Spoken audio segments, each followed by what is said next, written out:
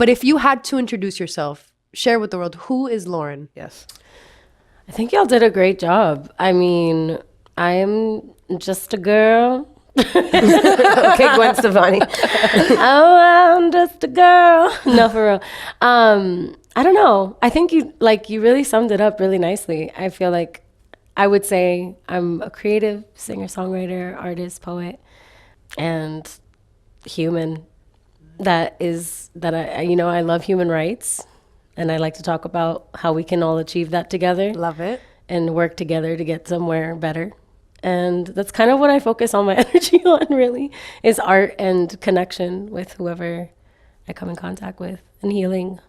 Do you feel like it's an artist's responsibility to use their platform to speak out about things that are wrong with the world? Yes and no. Like, so I think for me, because it comes to me and from me, I do it, you know what I mean? Right. I think there's a lot of artists who use their platforms for different reasons. I would love for all artists to feel inclined to use their energy to create a better world. But there's a lot of people who use their platform as escapism or like a means for people to, not have to think about those kind of things. And I think each person has their own approach to their artistry. And I used to be like, rah, rah, rah. But now I'm more on like I don't really judge nobody for how they're trying to make it through this place, Right, it's rough. Yeah, it's rough. And it's really hard to be an artist with a platform and use it for something like social justice because you get blackballed.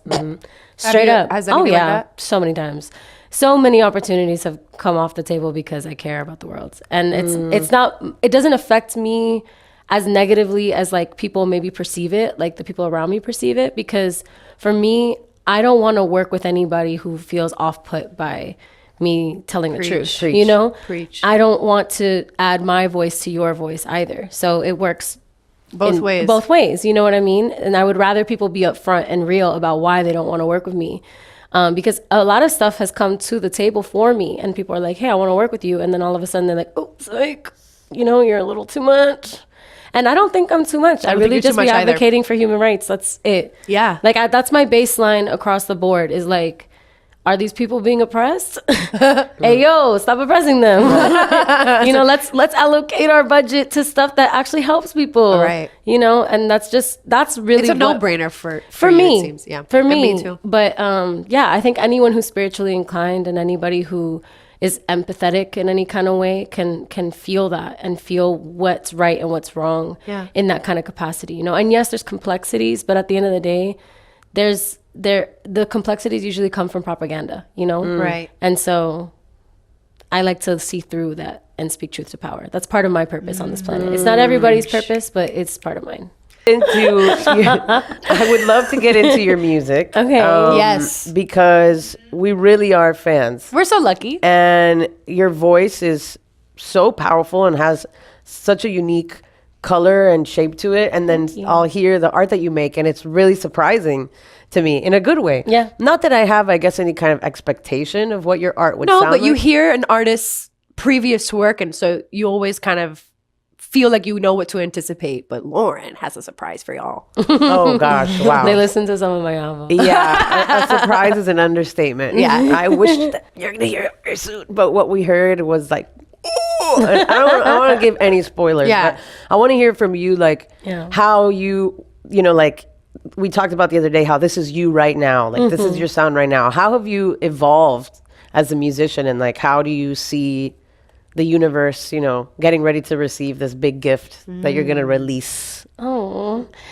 well, I think it's just kind of, I started my solo music journey in 2018, and I was like about 20 years old at the time, or 21 years old at the time. And that was the first time that I actually allowed myself to songwrite. I've been writing poems and, journaling and like, dabbling and stuff my whole life. But that was the first time I actually was like, okay, I'm going to dedicate myself to seeing what it is that I would create, like if I really sit in a room with my own energy, my own thoughts, and get to guide the process from inception to completion, And so there was a lot of pop in me residually because I was just in a pop girl band, and there was a lot of R&B in me because I was in a world of R&B, and I love R&B, you know what I mean? It just naturally comes to me. My voice lends to it really easily. Yeah.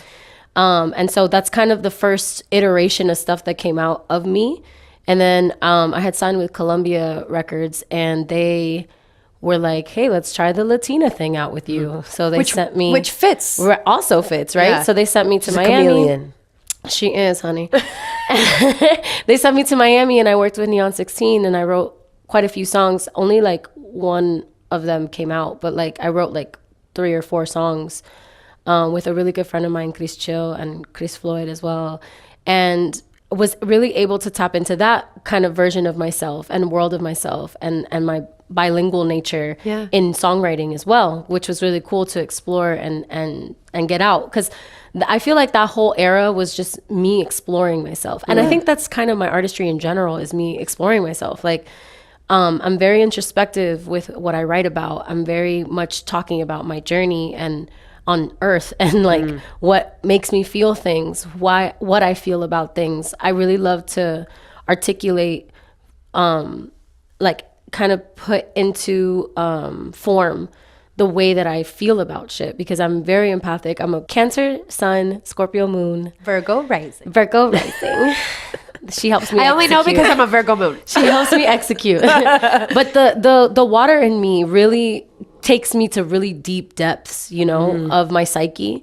And if I just stayed in my psyche with it, I feel like I would literally lose my mind. So being able to articulate it through music is something that really helps me understand myself better. And then my prayer for them when they come out is that other people can listen to them and be like, wow, I've never heard this feeling articulated like this. I can relate, or she's capturing how I'm feeling, you know, is kind of where my intention for the music comes from, you know? And so it's just kind of been a journey, like whatever it is that I'm going through, whatever it is that I'm feeling, that's what I'm articulating through my music. So, you know, Prelude was what I was feeling at the time, and that's what I articulated. A lot of those songs I had written in 2018, in 2019, when I was healing, like the beginning stages of healing from, you know, everything that I had gone through from being shot into the famous world at 16. It's crazy. Which was crazy, you know? And especially in the context of a group, it's really even harder to really find yourself and know yourself in those formative years when you're doing it in front of an audience and you're doing it with 4 other people around you who are also growing up and getting to know themselves and figuring out how to express themselves, you know? So it was an amalgamation of all of that within those first 2 projects, in Prelude and in Between, which ended up coming out in 2023. And so those 2 first projects were who I was in those moments. And along the way a little bit, because there was like, you know, 1 or 2 songs that I wrote closer to when it released. But most of those songs I drew from that first iteration of me songwriting. And then this project now, which I'm not telling you the name of yet. That's okay. She'll tell less. No, they know. Feels so special. But this project now is an amalgamation of my feelings. Like, because, you know, after you make certain things, people are like, this worked, this didn't work, this is good for you, you sound good with this. And everybody has an opinion, right? About what you should or shouldn't do in order to make them money or yourself money, period. Preach, girl. You know, and I think that for me, when I was going into the studio, I was just like, this is just what's coming out of me. Like, I can't force, I'm not the type of artist or writer that like can force myself to make something. I can do it for other people, you know, I can songwrite for other people all day, whatever genre you throw at me. That's so weird, right? Yeah. I also feel that way. Yeah. And I know, I feel like you feel that because way. that's a source that you're connecting to that requires, at least from my experience, a kind of energy that it has to be on to connect to that part of your artistry. And a lot of the time, at least for me, when I've written stuff, I feel like it's purging a feeling from me, right? Like if I'm angry, there's so many times that I'd be angry and like literally write a song about it. Or like somebody pisses me off, write a song about it. Something pisses me, and then it almost like transforms that feeling into something else, you know? And when I'm writing stuff for a kid's show, you're connected, but But that's more what you're connecting to. technically, you know what I mean? You're more Yes. connected to what can I do with my skill set? How can I accomplish this task? Yeah. Instead And of I love like, storytelling, you Yeah. know? So Yeah, I can you're a tell, great storyteller. I can tell stories from whatever perspective. If you give me like, I love executing a concept. If you give me a concept or Yes. you give me some parameters, like a prompt. Right. a prompt, Right. I love a prompt. I love a Jem prompt. came I'm into the room really and gave good me at it. a prompt the other day. Yeah. Oh, I love that. Yeah, Yeah, she put well, like it prompts was on like- the top of a thing, and she's like, free But it write wasn't like about a this. random prompt. It was a prompt that I knew. Yeah, to excavate some stuff. Yeah. I love that. That's beautiful. That's a beautiful approach, I think, to Me too. I got that writing. from like my creative writing classes. Period. And it would work. Yeah. I mean, it's crazy because they would have you do like these free write journals at the beginning of the class, and you always hate it. You're like, I Yeah. really hate this. And then after a while, you realize Artist like, pages. wow, yes, it really works. Yeah.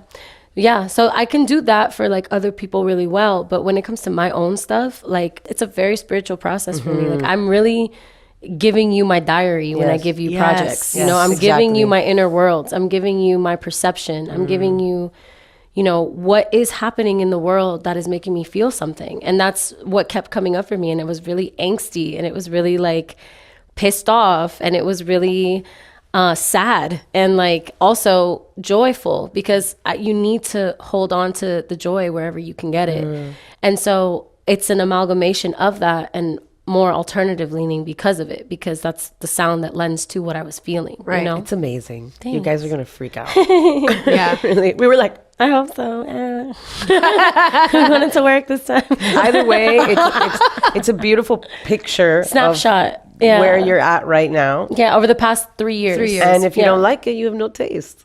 Period. Wow. You heard it here first. I ain't gonna tell you. Emily told me. And that's why you're naming a school after her. Yes, Amen. full circle. I have to earn it. I'm not gonna expect you to hand it to me. No, I'm kidding. Honestly, though, I really don't make stuff for people anymore. Like I make stuff for inner child me. Do you feel and like inner that's, teen me? this project is where that Oh yeah. I hear it? This project I is feel like I inner hear teen that. me's music. Like she Yeah, I needs love What to do that. make you this. feel like if you went back in time and you played 16-year-old you this album? What do you Oh my think? God, she'd be upset. She would be so She'd be a upset. fan, right? She would be obsessed. I know that because 16-year-old me would be obsessed. Yeah, especially because I was obsessed with Paramore and Fall Out Boy Same. and like I all was of a our big generation Paramore is fan. too. That's You why we know? have like tremendo sabor, because Yeah. so many different kinds of music that we grew up around, but they somehow all creep in different ways. Yeah, and the influence creeps. And that's why people were like, "Oh, what are you? Like, what are you doing? Like, I don't get you as an artist." I'm like, "You're not supposed to get me. I'm an Like, artist. I'm an artist. I have a whole lot of different things to offer Right. the world through my creativity, and that's Absolutely. you can't put me in a box." Yeah. By the way, Like, don't you say? we went to see your show here in Miami. You have a tattoo about that, no? Which one? Pero babe, I am that I what kind am. of Oh, I research am did that you I do? am, She's yes. like, on your lower back. No, I just remembered. It's down my spine. It's down my spine. It's really small. But yeah, it says "I am that I am," which is from The Power of Now. Period. Oh, I love that. Yeah, and it's just kind of like an assertion of like, I exist because I do. Period. There's no other reason why, you know. Yeah. It's just I can think we're of a out lot here of reasons being- why you exist. Maybe, but at the end of the day, like, hello, At the end of the day, we're all just a grain of stardust, sand. bro. No, literally, we're made of stardust. Yeah, literally. From outer space. And water. yeah. I've actually felt Carbon and water, We're baby. little oceans. And Yeah. they think the We moons are. don't be controlling us. And they do, for sure. Like, the planet's 70% water. We're 70% water. We are tiny planets. There's no better way to know that we're a mirror of our reality, you know? Oh.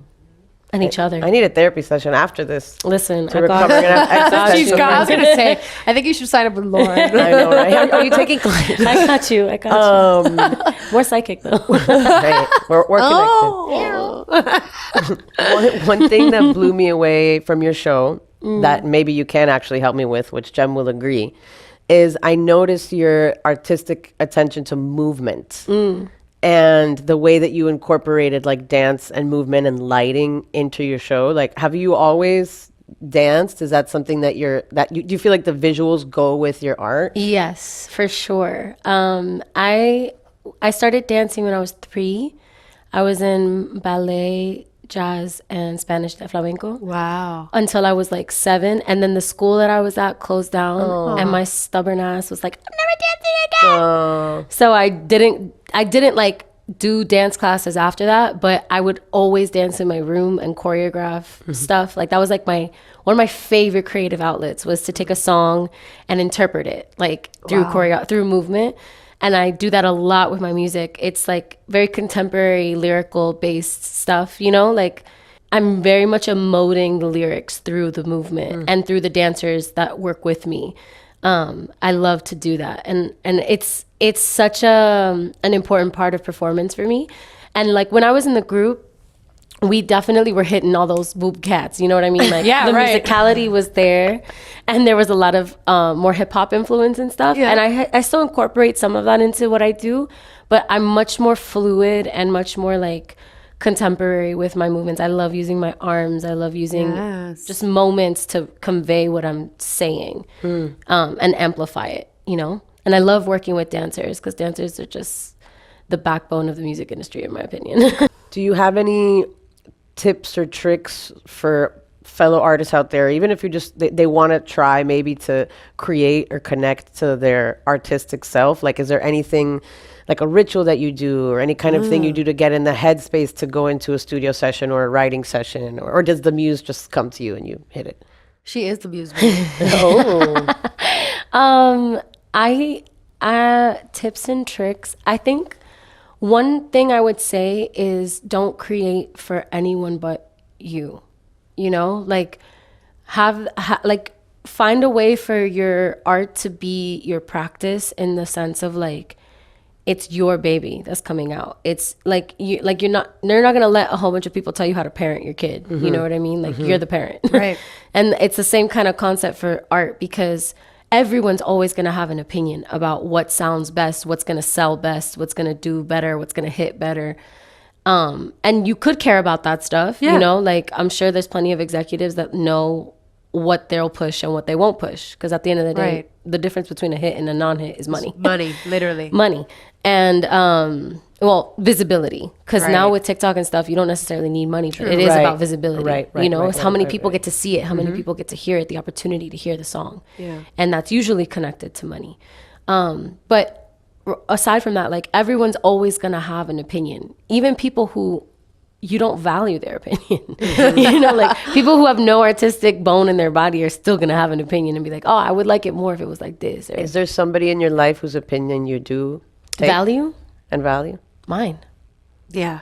Period. I'm gonna be honest. Like, it's your vision. Yeah. I mean, I share stuff with people that I like. I love your taste in music. I think you're an incredible musician. So when I shared the stuff with you and you guys both gave me the feedback that you did, that really like was like, fuck yeah, okay, dope. You know, like my sister, I love sharing my stuff with my sister. My sister has an amazing taste in music and she's cool. I've only met her once, but I'm a big fan. Yeah, she's a great singer, great taste in music. My whole family, I value their taste in music because I fuck with their taste in music. And you also know they're not trying to get anything out of it. Oh no, their and intention also is pure. They're the last people that are gonna lie to me too. Like they're not the type to sugarcoat nothing. Us Cubans aren't known for holding our tongue. They're gonna tell me how they feel. Shave that tongue, baby. Shave it. Exactly. Yeah. So when my sister, my brother, my mom, my dad, like when I share stuff with them and they're like, wow, you know, I that was beautiful, or that you really like conveyed that, or like I would listen to this, you know, that means a lot to me. What about Cleo? You don't care what she thinks? Cleo. Ella se queda ahí calladita. Fun fact, you guys know we have a Cleo. She cares Lauren more also has a Cleo. Yes, I also have a Cleo. Cleopatra. Yes, I know, like too. Ours. Janelle was like, wait, Cleo, don't you guys have a Cleo? I'm like, she has a Cleo. Yes. Queens. What can we say? Mira.